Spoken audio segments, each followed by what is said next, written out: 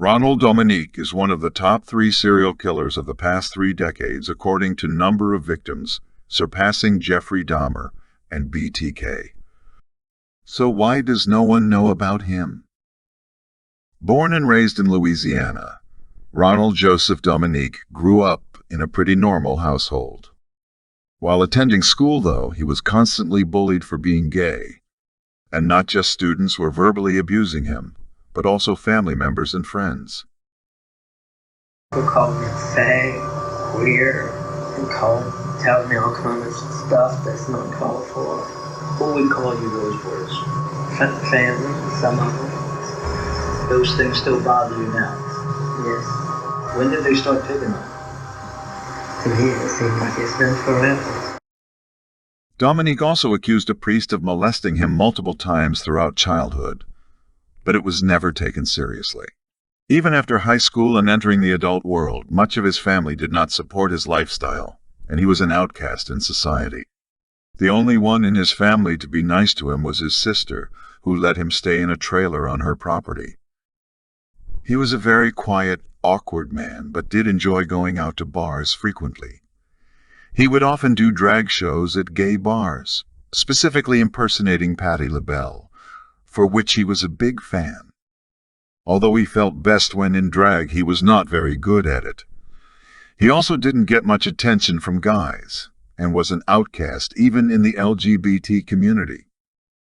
With the sexual abuse, constant bullying from family and students, being an outcast in all communities, and worst of all to him, no one accepting that he's gay, caused an interruption in his personality development and mental stability, forming what we know as a sociopath. Dominique's first encounter with police was in 1985 at the age of 21. He was caught making inappropriate calls to locals and was arrested for sexual harassment via telephone, but agreed to pay a fine and was released, avoiding jail time. In 1994, he was arrested for drunk driving but was only fined. This was just a few months before Jeffrey Dahmer was killed in prison. The reason I talk about Dahmer is so that you can realize how close together in time these similar serial killers are, and how everyone knows Dahmer, but not Dominique. In August 1996, Dominique's crimes started to grow into something more violent. A young, naked African-American male pounds on a neighbor's door, claiming he was raped and that the man also tried to kill him but was able to escape through a window. When police arrived, the man directed them to Dominique's trailer. When asking what happened, Dominique told them that he was gay and they were just having sex. Police did not believe Dominique's side of the story and arrested him. Unfortunately, when trial came around, the victim did not show up and could not be found, so Dominique was released after 3 months. During that time in jail, though, he claimed he was brutally raped multiple times, to the point of having permanent damage. When Dominique got out of jail, he vowed to make sure to never go back. For most people, that would mean staying out of trouble, but for his thought process, that meant making sure his rape victims could not go to the police. In July 1997, Dominique picked up 19-year-old hitchhiker David Mitchell in the St. Charles Parish. Let me show you this guy. This shirt label number 1, and his name is David Mitchell. Remember him? Yes. He was walking, and I picked him up, and I talked to him about going around, and he needed to make some money, so he said yes. We flew around, I tied him, and I strangled him, and went down the bar. This young man would be the first of many killed by Dominique's hand. He had somehow lured him into his car and then raped and strangled him, later throwing his body down into a ditch filled with water. When police found his body, they first ruled it a drowning since they found water in his lungs, although family found it odd that his pants were around his ankles and stated that he was an excellent swimmer. Just a few months later, another body was found. The cause of death was strangulation. What happens when you get to your car?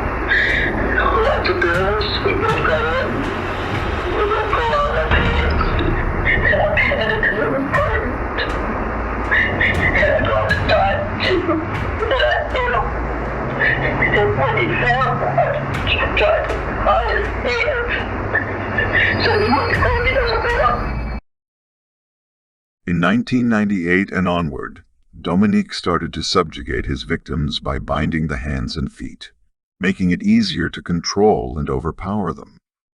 He would kill 4 men in 1998 who were all beaten and strangled, the most cruel one being of a 16-year-old that he lured into his truck, bound, raped, and then struck him in the head several times with a tire iron.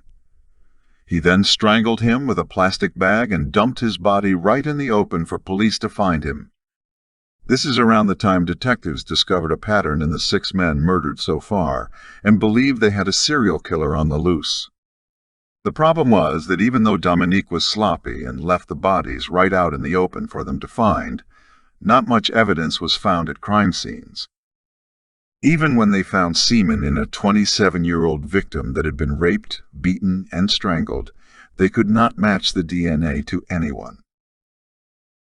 Dominique got sexual thrill from not only raping and killing young men, but also when driving with the body inside his car. He would drive around, sometimes for hours, deciding where to dump the body. He even got excited when he would drive past a police car, because he knew he was getting away with the worst of crimes and got a sexual thrill knowing he had the power and control. Dominique showed all of the classic signs of sociopathy. He did not show any emotion for killing his victims. He tried to control and manipulate others using his charm, innocent looks, aggression, and violence. Even though he would have encounters with the police multiple times, his thinking is not very rational, and his actions continue to get worse. Suffered with alcoholism. Could not be a responsible adult, which is why he lived on his sister's property most of his adult life, and could not hold on to a job for very long. He was also known to have anger issues, even as a youth. The largest issue with Ronald Dominique, though, was that he enjoyed violent and deadly sexual encounters, where he had power and control over his victims. He would usually entice men by either offering drugs or sex for money. If he believed them to be straight, he would show them a picture of a young, attractive female relative of his, telling the men that she wanted to have sex. After getting to his trailer, he would then state that he has to tie them up before she came in, because she is scared of men after being raped. If they agreed, he would tie them up, rape, and strangle them.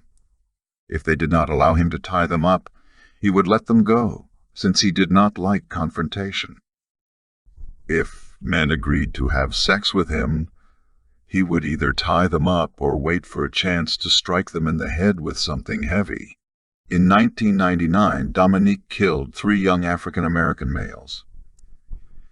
He disposed of one body in a dumpster and another in a wooded area.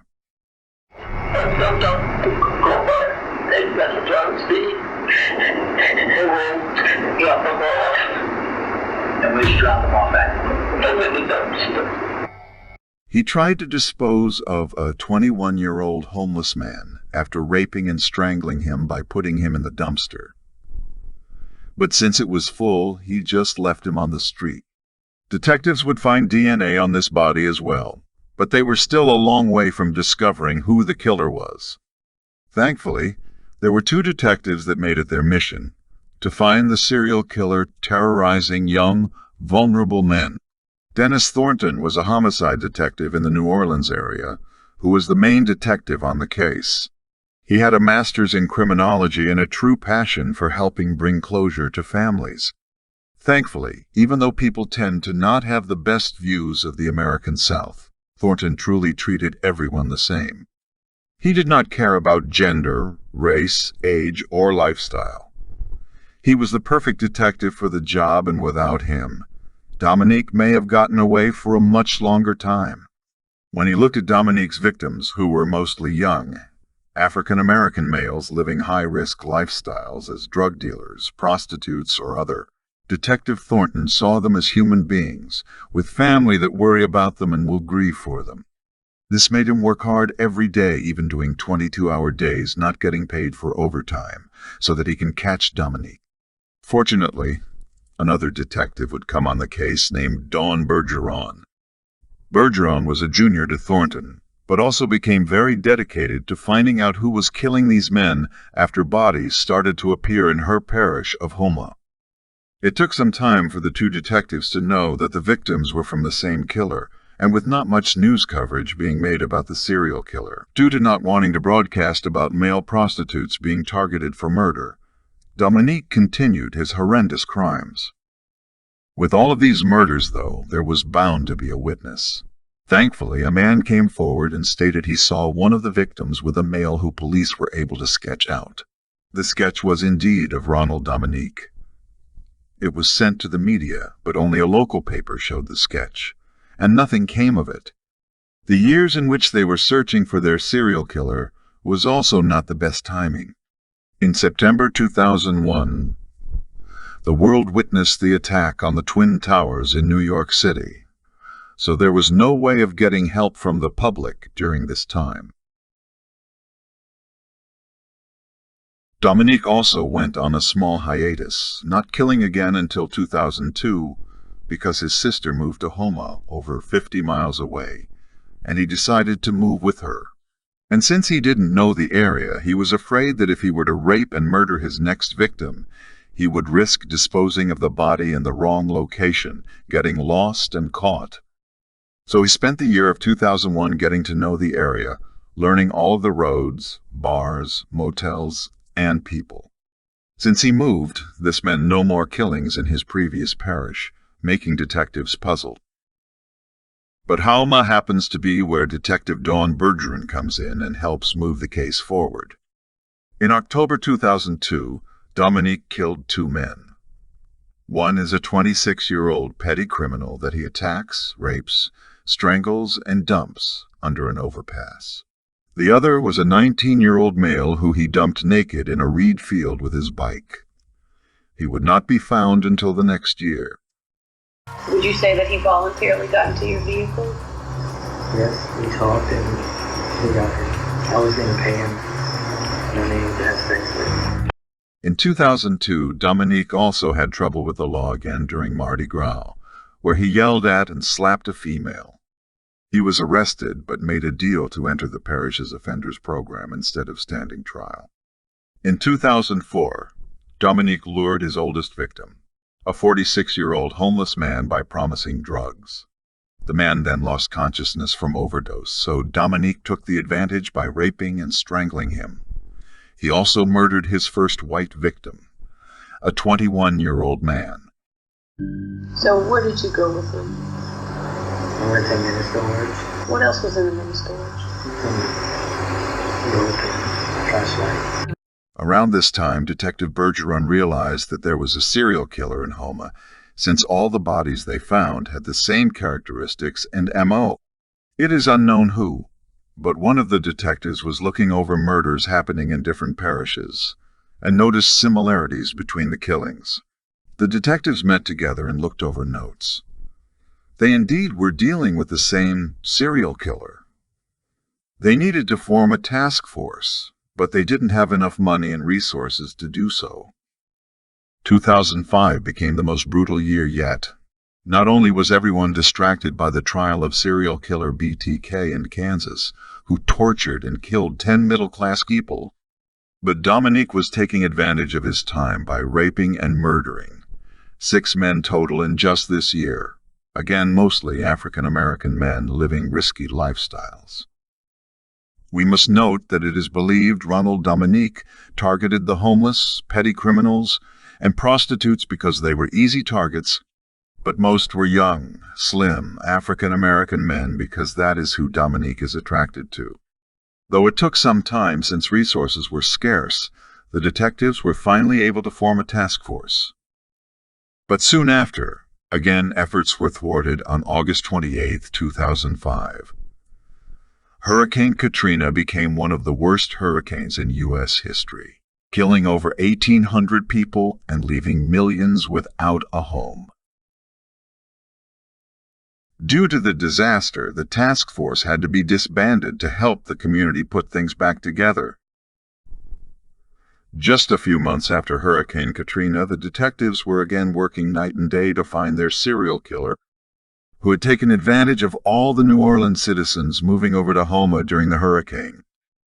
Detective Thornton decided to ask a parole officer to contact all of his clients and ask them if they have noticed anything suspicious, since their serial killer was targeting petty criminals and prostitutes. Thankfully, it paid off. A man named John Banning told the officer about an incident he had. He met a man who asked Banning if he wanted to have sex with his wife, to which he agreed. On the drive, the man stated that his wife was raped and is scared of men, so he will have to be tied up. When they arrived at the trailer and went inside, Banning could barely go in. There were Christmas lights hung all over, which looked like they had been up for years. Huge piles of clothing against the walls. Gay porn magazines covered the floor, and there were jugs of urine stacked near the bathroom. Before he could be tied up, Banning ran out of the trailer, saving himself from a brutal death. When they arrive, Detective Bergeron checks the names on the mail inside the mailbox and sees Ronald J. Dominique. They knock on the trailer and are welcomed by Dominique. They bring him in for questioning, where he never once seems nervous or threatening. He even allows them to get a DNA sample. After speaking with him, they couldn't find any proof to arrest him, so he was let go. Although they didn't have the resources, Detectives Thornton and Bergeson used their off time to do surveillance of Dominique, trying to watch every move. They also checked the sex offenders database, for which they checked before and came up with nothing, and this time found that Dominique was charged, but never convicted, which is why he didn't show up in the system. They then contacted the parish where Dominique grew up and asked if they had any files on Ronald Dominique, to which they said no. Detective Bergeron felt off about it, though, and decided to go to their office and look for herself. She would end up finding 2 files that the sheriff's office claimed they did not have. Seeing Dominique's criminal history, along with the reports made by victims, they were giving permission to have some surveillance on their prime suspect. Unfortunately, in November 2005, Ronald Dominique went for a drive, and while police followed him, he made a few quick turns and was able to get out of their sight. Shortly after, police discovered the body of a 21-year-old white male, bound, raped, and strangled. They had a feeling Dominique was their serial killer, and that feeling only became stronger when the DNA analysis came back. Ronald Dominique's DNA was a match to semen found on 2 victims. The problem was that it was a match for mitochondrial DNA, meaning that it could belong to anyone in Dominique's family. They need a nuclear DNA match, which would match DNA to a specific person. The result was enough to get 24/7 surveillance on Dominique, though, which was done by the FBI. In the summer of 2006, Dominique met a 27-year-old white male and started dating him. This is possibly to try to cover his tracks. In October, though, during a date, Dominique struck the man on the head with a heavy object and did what he did to all of his other victims. This would finally be Ronald Dominique's last killed victim. In November 2006, Dominique meets a man named Ricky Wallace and offers him drugs and sex with a female at his trailer. Once at the trailer, Dominique told Wallace that the female enjoys bondage and offered to tie him to the bed. Wallace refused, though, and because Dominique does not like confrontation, he let him go. Wallace went to the police, and Dominique was again brought in for questioning. Detectives knew he was their serial killer, but they needed more evidence. Dominique agreed to give them a blood sample and was driven back to his trailer. Since they had no evidence to hold him, they needed more proof to arrest him for all of the murders. Because of all the surveillance and attention, Dominique's sister kicked him out. so he went to stay at a bunkhouse for homeless people. Even though they didn't have DNA results back yet, detectives were afraid that Dominique would kill again, so they made the decision to arrest him for first-degree murder. He did not say anything when they told him he was being arrested. Instead, he cooperated fully and they took him in for interrogation. Ronald Dominique was not a usual serial killer. He was actually smarter than most and took the time to learn areas before disposing of victims. He also did not collect souvenirs from his victims, which is what most serial killers do. Most strikingly, though, Ronald Dominique was a 5 feet 5 inches obese man that could barely walk on his own, especially after having a heart attack recently. So how was he able to overpower all his young, fit victims and dump their bodies? Detectives figured out why he tied them up. That would be the only way he could overpower them. Or else he would hit them in the head with a heavy object, or just let them go. Ronald Dominique was sentenced to 8 consecutive life sentences, since they could only prove he killed 8, although Dominique did confess to 23 rapes and murders. He is still in prison to this day, the one place he vowed never to go back to.